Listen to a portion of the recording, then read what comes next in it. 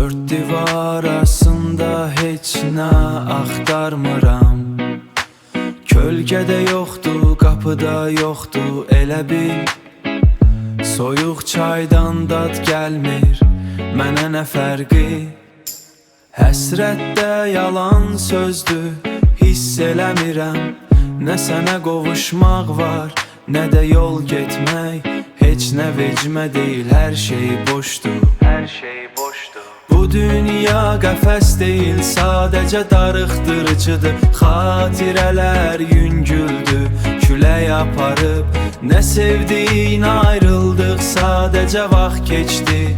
İndi bu sükutda rahatam tək başına, rahatam tək başına.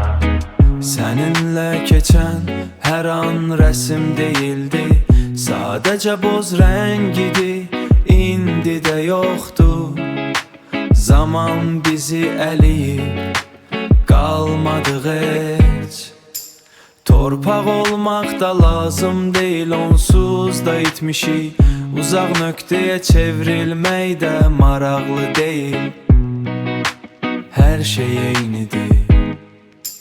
Bu dünya qəfəs deyil, sadəcə darıxdırıcıdır. Xatirələr yüngüldür, külək aparıb. Nə sevdiyin ayrıldıq, sadəcə vaxt keçdi.